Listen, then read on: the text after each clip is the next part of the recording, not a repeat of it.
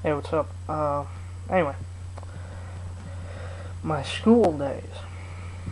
Now, I recently went to the library and I got a library card. And I didn't want to go to there's like several different libraries in my town, but the one nearest my house, I live in a kind of a shitty neighborhood, so I figured the library would be shitty too. And so I went in there, and immediately upon going in there, I see George Carlin's last words. I see this little reference book called Violence in America. It's like a three volume book. Books like this fucking thick, that thick. And I read these as a kid, but I'll tell you how I read them. What happened was I went to this school, and this school, immediately upon entering, they give you all the rule book and all the dress codes and shit. They give you this little sheet. It's like a copier sheet with little perforated sides on both sides that you can tear off. And it has about, like 150 books on this list of books you are not to bring in the school. If we catch you on campus with these books, we're gonna fuck your world up. We're gonna get you in trouble, and you'll be kicked out eventually, and you won't even be allowed to walk past this motherfucker without being arrested. Now, these ranged everything from fucking Catcher in the Rye, Shakespeare, of course, fucking Darwin, Carl Sagan, anything that they felt had anti-religious views, Fahrenheit 451, Violence in America was on. All of George Carlin's books at the time were. This is in 2001, right before 9/11 happened. And matter of fact, I was there the day 9/11 happened, and the kids really didn't give a shit. They had no compassion about it, which I kind of don't. When shit blows up and people are fucking bodies falling from the sky. I mean, it's a horrible tragedy, and people lost their fucking husbands and whatnot. But me, I just can't seem to care. That sounds heartless and fucking cruel, but I am, so it does. Kinda. I mean, I'll help somebody across the street if they need help, but as far as, like, a fucking terrorist flies a plane into a building because some fucking retarded government people couldn't read a fucking memo saying this shit's gonna happen, well, what the fuck are you supposed to do, They shouldn't have fucking died, I don't think, but, it could have been highly prevented with all the clear information they had. Those people didn't need to die, but they died anyway, so if fucking George W. Bush didn't give a fuck, I can't, seem to care either.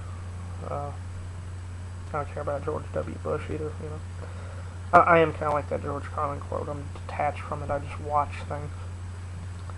I put no emotional interest in the bullshit. But anyway, back to my story. I was going to the school, and they give you this list, all these books you're not to bring in school. Now, on this list was a few books that were very beneficial. Tom Sawyer was one of them.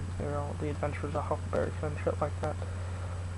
I asked each of these books had asterisks by them from 1 to 3 stars, and they gave you a little legend with them to explain what the asterisks mean, other shit on the page.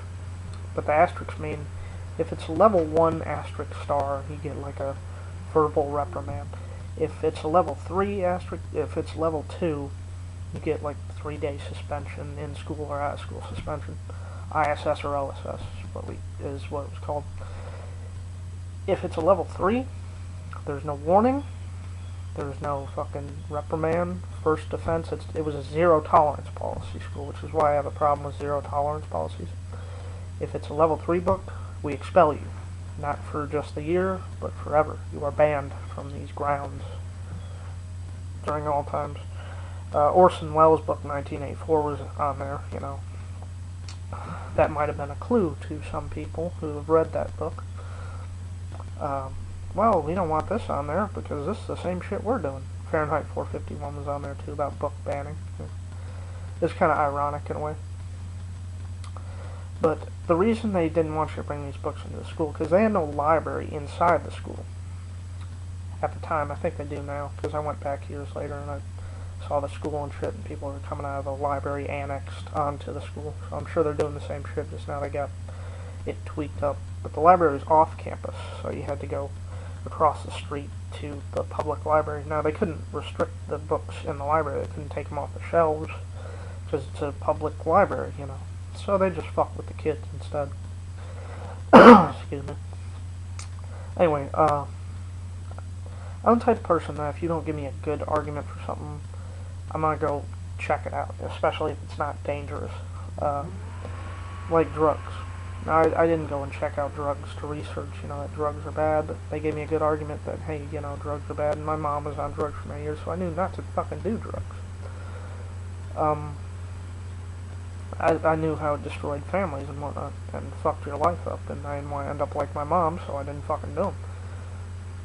So, that was a good argument. I asked them, why can't I read these books? What's so wrong with them? They just are, and you just can't, you know. So I asked somebody who would tell me more. I think it was the coach in my PE class, physical education, if they still have physical education now. They cut everything else, so why not that? Fucking, they cut art and creative writing classes, so I figured they cut PE, which is why we got so many fucking fat people running around. But I asked him, and he said, I was like going down the list, I'm like, well, what's wrong with the Adventures of Tom Sawyer, Huckleberry Finn? Oh, well, it's essentially about two faggots painting a fence and fucking going down the river on their little raft. They're a couple of fags.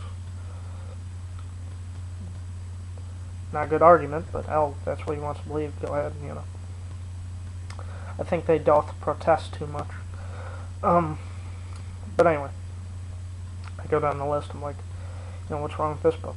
Violence in America is one of the ones I land on, and it's like, well, that's trying to, he said, that they're taking the things that make America great and saying that it's bad. Like, he was referencing Klansmen and shit like that, and saying killing of abortion doctors. They said it's wrong in here, but yeah, it's not wrong. You should kill abortion doctors. Thankfully, I didn't listen to this stupid fuck. But anyway, what happened was, I go check out the books and I read them. There's nothing wrong with them. Books are there to challenge your ideas about the world and to sort of educate you in a challenging way, sort of. And by all means, you fucking Christians out there, please put down your tithe sheets, your Klan application forms, your NRA fucking cards. Until somebody good comes along that's not gonna fuck the world up, put down the voting ballots, your sample ballots, and go out and get a fucking library card, because that's what you folks need. You need to, don't ever trust a motherfucker who's only got one book, alright? That's the problem with religion. They only take advice from one fucking book. Depending upon the religion. But I went and I checked out these books. There's nothing wrong with the fucking books. There's no such thing as bad words. Or bad, you know, thoughts. Well, there's bad thoughts. There's bad actions. There's bad intentions. There's even bad thoughts. There's no such thing as bad words or bad books. I mean, commercially entertaining-wise, they may be bad, but, you know, there's no such thing as a book that's going to make you go out and fucking kill someone. If you read, that was a whole argument they tried to pitch. Well, this book is going to make, you know, they didn't want us to read Catcher in the Rye because fucking dude shot John Lennon in the fucking head. This book will make you go out and fucking kill people. Meanwhile, you know, the Bible, I guess, is really historically the only one that's been cited. Even that didn't fucking, well, it does command you to kill people, but it didn't fucking sit there with its arm around your shoulder going, hey, you know, go out and fucking kill someone. But it was written by fucking ancient and fucking crazy people. So anyway, that's part 3, and I think I'll wrap it up in part 4. It'll be very emotional and whatnot. You'll love it. You might even cry. Not really, but anyway, I wouldn't. I've tried to do this like 10 times already, and I keep getting stuck, so check that one out. Peace for now.